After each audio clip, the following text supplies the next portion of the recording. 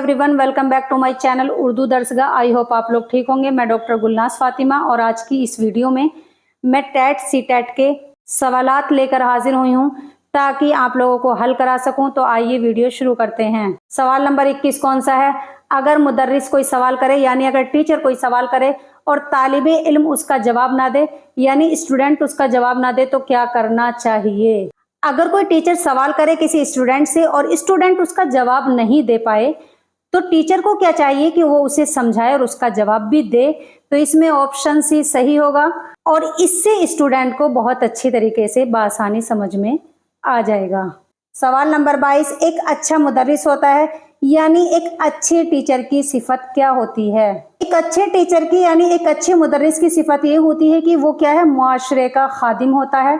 तो इसमें option D सही है क्योंकि वो मुआशरे के अंदर बिगाड़ को सुधारने वाला और इस्लाह करने वाला होता है। तो लिहाजा एक अच्छा मुदर्रिस क्या होता है? मुआशरे का खादिम होता है। सवाल नंबर 23, इम्तिहान कितनी तरह के होते हैं यानी एग्जाम कितने तरह के होते हैं? तो ये होते हैं 2 तरह के। तो इसमें ऑप्शन सी सही है। 2 तरह के कौन कौन से होते हैं? एक होता है ज़बानी इम्तिहान और एक होता है तहरीरी इम्तिहान।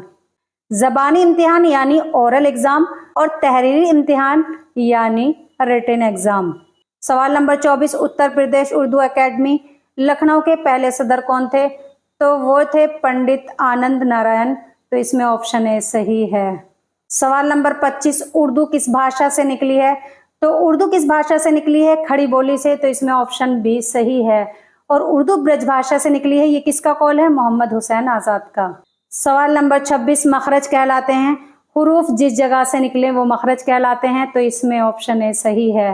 हुरूफ जिस जगह से निकलते हैं उसको मखरज कहते हैं यानी हुरूफ निकलने की जगह। सवाल नंबर 27, तहरीर की सलाहियतों की तरक्की के लिए क्या क्या करना चाहिए? तहरीर की सलाहियत यानी राइटिंग एबिलिटी की तरक्की के लिए यानी उसके डेवलपमेंट के लिए क्या क्या करना चाहिए?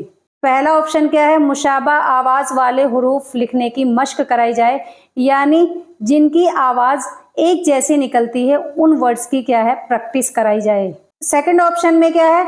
इमला नवेसी की रफ्तार धीरे धीरे बढ़ाई जाए यानी जो डिक्टेशन होता है उसकी रफ्तार धीरे धीरे बढ़ाई जाए। ऑप्शन नंबर 3 कौन सा है? खुशखती की मश्क कराई जाए।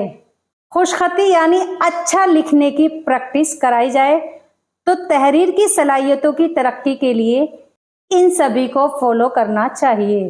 तो इसमें ऑप्शन डी सही होगा यानी ये सभी। सवाल नंबर 28, इमले की रूह से सही लफ्ज की सही वर्ड की निशानदेही कीजिए यानी इसमें सही वर्ड को पहचानिए। तो इसमें इमले की रूह से सही लफ्ज जो है वो है आब व आतिश।